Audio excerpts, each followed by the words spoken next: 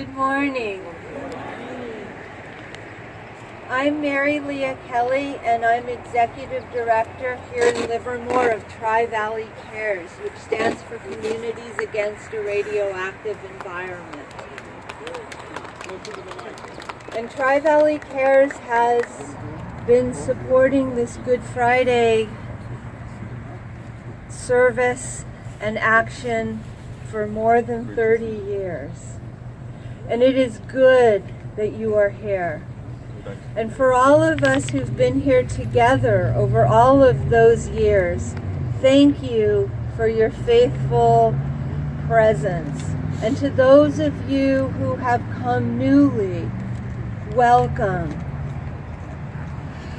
I want to give a very short update about nuclear weapons and what's going on behind this fence, so that as we process, and for those of you who choose to risk arrest, as we stand, kneel, and sit in the gate, you can be grounded in the knowledge of what we oppose and what we support.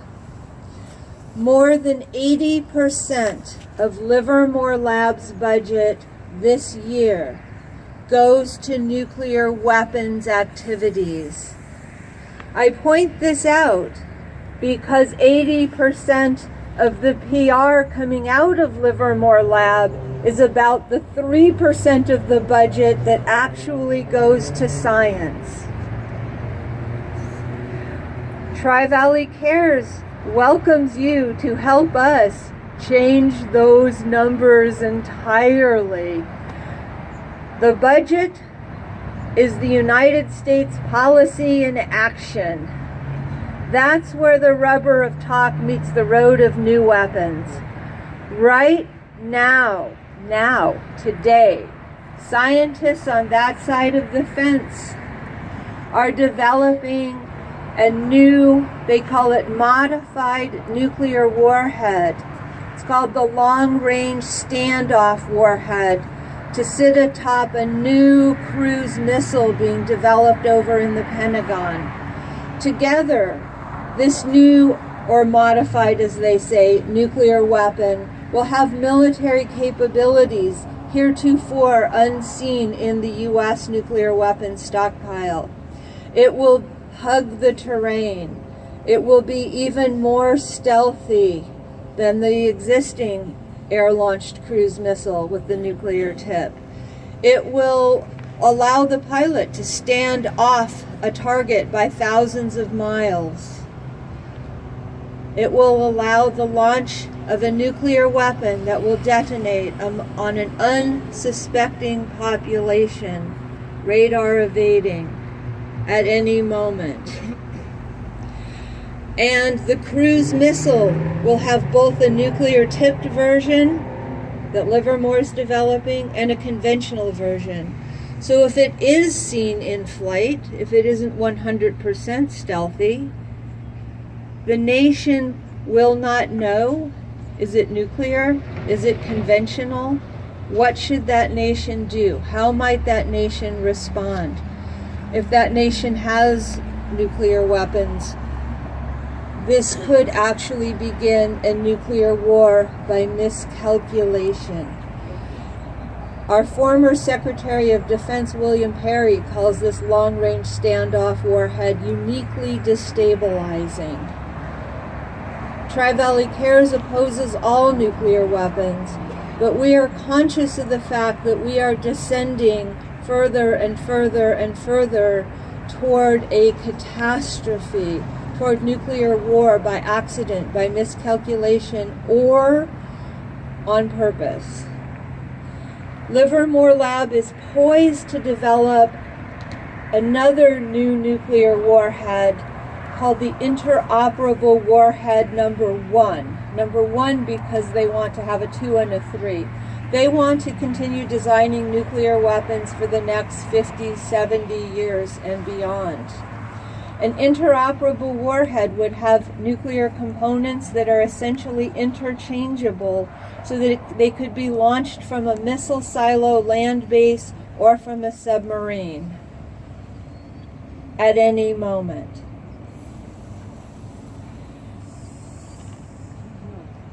Many of you know that nuclear weapons, U.S. nuclear weapons, can be launched on a moment's notice by any president with no check or balance, including this president.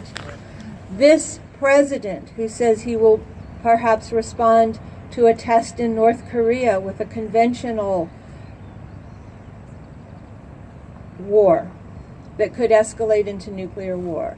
This president who tweets 140 characters about nuclear weapons, who asked during the run-up to the election, why can't we use them if we have them? Who, as you just heard, will launch a conventional missile over chocolate cake. This president has no check or balance when it comes to launching a nuclear weapon. There is a belief that is a mistaken belief. It is, I don't want to say an act of faith to a community of faith on Good Friday, but a very dark and stupid belief that you can have a limited nuclear war, that the United States can launch nuclear war and there somehow won't be a response. It'll be okay. Nuclear war will end life as we know it on this earth for millennia. All of God's creation, all of our mother, the earth, as we know it, can be vaporized in moments. We are here with our presence, with our voices, with our bodies, with our spirits, with our souls today to say no. No. No. To the dark side. But we are also here in faith, in joy, in commitment to say yes. And let me say a few words about what we could say yes to today, together, here, supporting each other. There are bills right now in Congress to prevent the president from being able to launch a first attack without authorization. Internationally, we are at a crossroads we've never been at in a positive way. As the darkness is here in the design and development of new and modified nuclear weapons and our tax dollars that we're paying by April 18th going for that, internationally, I just returned from the United Nations, where last month they opened negotiations on a treaty banning nuclear weapons. This would complement the existing non-proliferation treaty disarmament obligation by making it explicit that nuclear weapons are illegal and prohibited. Not just use, but possession, transport, etc. There were more than 130 nations gathered inside the UN, and nation after nation after nation stood up and said what they wanted in this treaty. It is so clear that the aspiration of the world is becoming empowered toward finally and irrevocably banning nuclear weapons globally. Our government, and think about this for a moment. Nikki Haley, our ambassador to the United Nations, was outside the UN with her back to the UN, denouncing the negotiations. In the past, when the United States and the nuclear weapons states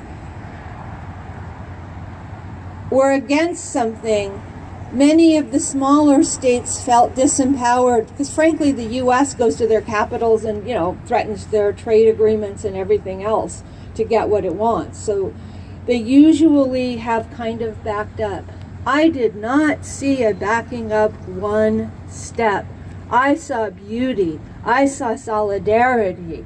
I saw an aspiration and a desire and a determination 130 countries are going, I believe, to conclude a treaty later this summer that will outlaw nuclear weapons. This will delegitimize all of the nuclear weapon states, including the United States and Russia, and we hold more than 90% of the world's nuclear weapons in the US and Russia.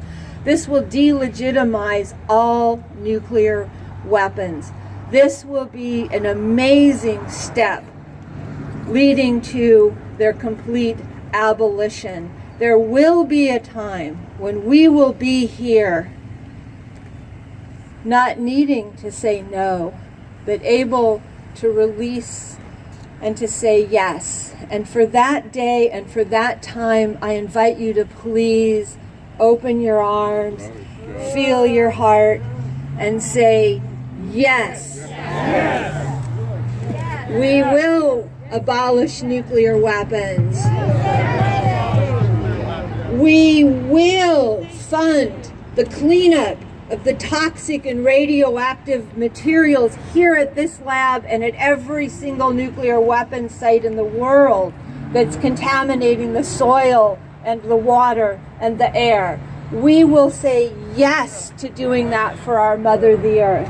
Yes. We will say yes to healthy workers.